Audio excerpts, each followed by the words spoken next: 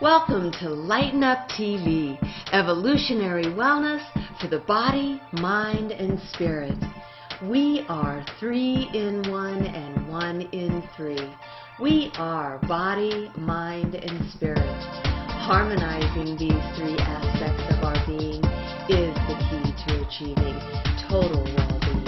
In this evolutionary series, you will lighten up by purifying your body, liberating your mind, and igniting your creative spirit.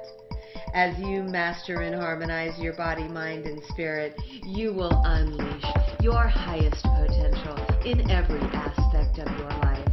You will start living your best life as your highest self. Are you ready to lighten up?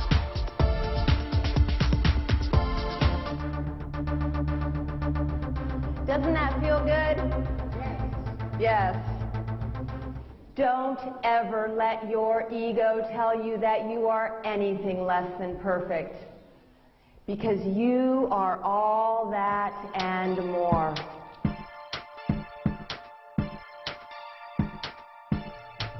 It's time to lighten up.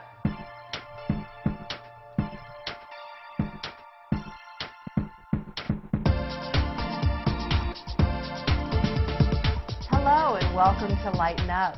I'm your host, Suzanne Ross, and I'm so delighted to be here today with Nancy Safford. Welcome, Nancy. Thank you. Thank you. Nancy is the author of Magdalene Awakens, and your book just came out this year. Yes. And it's all about hidden temple secrets. Nancy is a shamanic practitioner as well as a clairvoyant, and she has led many sacred goddess, priestess journeys around the world. And really you got introduced into these priestess traditions back in the 90s, and it was really an awakening of the goddess within for you. Yes, it was. And it was a beginning.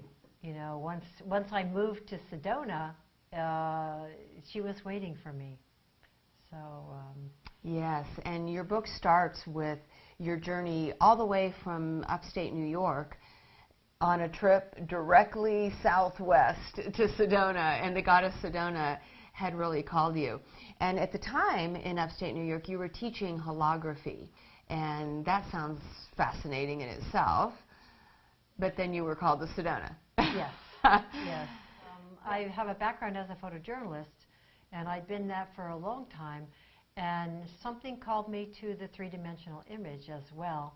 And so I got involved with that, and then I ended up pioneering it in upstate New York at all the schools there, and had my own nonprofit research institute, and curated a show, Holography in the Classroom, and then it felt like I had done a lot. And so I was ready to let everything go and come to Sedona and see what was next. I didn't know, and but I was ready.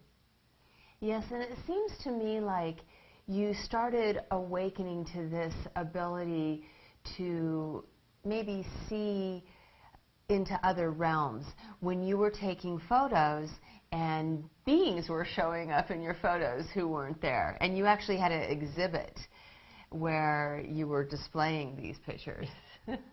Yes, in fact, I had just closed the exhibit in upstate New York. It was called Shots from the Unknown, and it was about a lot of images or faces that had showed up in some of my pictures. Some when I was living in France, documenting the French peasant farmers, you know, like a being in a white robe under a tree next to a sheep pasture, or a face on a wall in a 6th century chapel in Masjid Central in France, when people were having a peasant family was having their children, or one of their new, well, the whole family was there, but they were having a child baptized.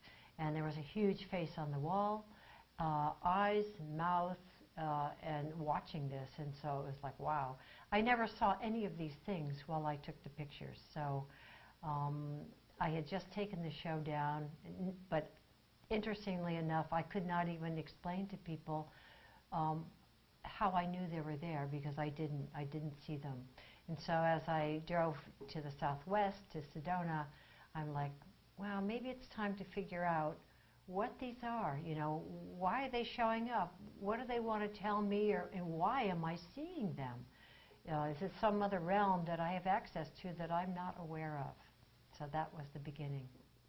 Yes, and it does feel like there was something awakening within you at that time that was igniting this ability to see into interdimensional realms and to see, you know, beings that weren't there.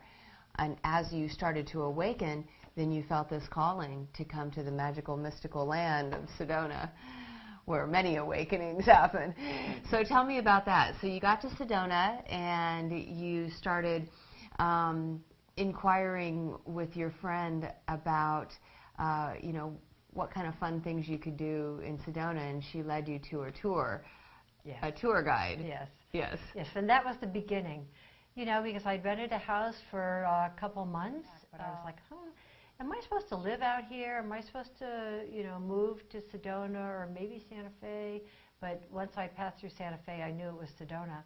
And then I thought, well, you know, I knew one person here, and so I called and asked her, is there anything that you would recommend that I do? And she called me back and said, I think you should go see this man. He's a very well-known channel here, and he was a friend of hers, and so that's what I did.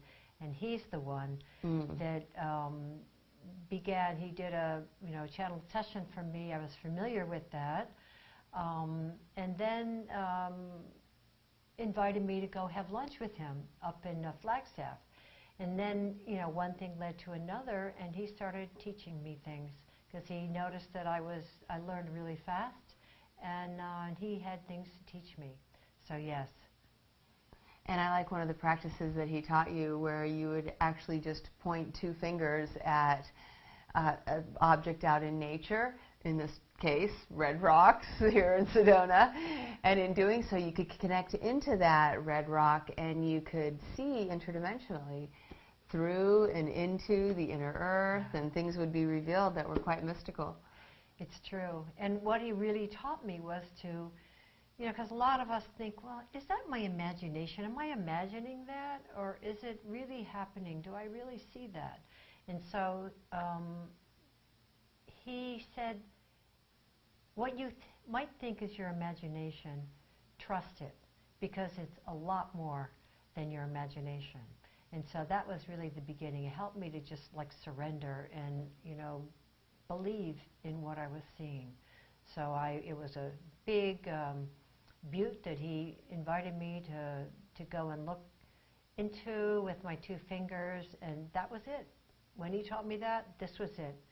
You know, this is what the main piece that I think he was meant to tell me, because I used it all the time, and it really helped me at any place, any time. So I was grateful. And can you share what you saw inside the butte with your inner vision? So this one was called Courthouse Rock, and it's huge and really magnificent. You know, also like circular, but it was so big, of course, you couldn't see around the other side. But yes, and so my friend told me to look in there.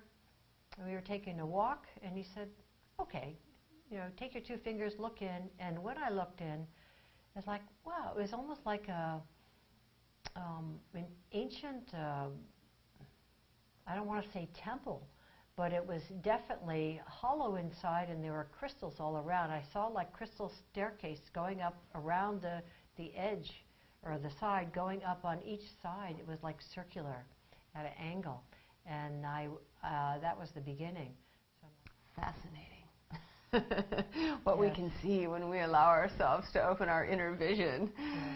Yes, and then what is actually red rocks on the outside might be something much different on the inside. Mm-hmm. And that's so wonderful that you were connected with this man in your book you call Robert, who really helped to expand your awareness and really help you understand that there's so much more to be seen beyond this dimension.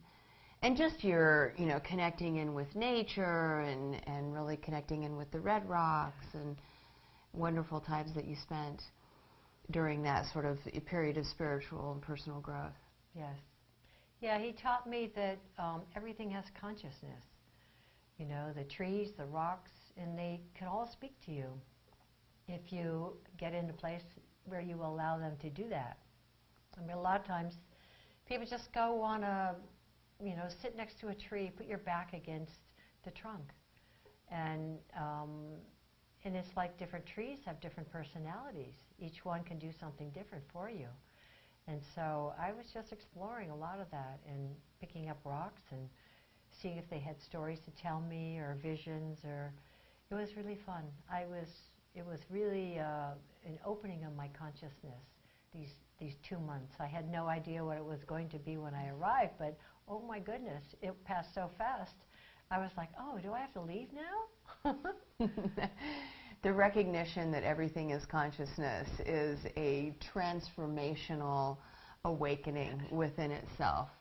Absolutely. And then you just start to see everything as being alive and some part of a greater intelligence, and everything is interconnected. So that sounds like a really beautiful time for you. Yeah.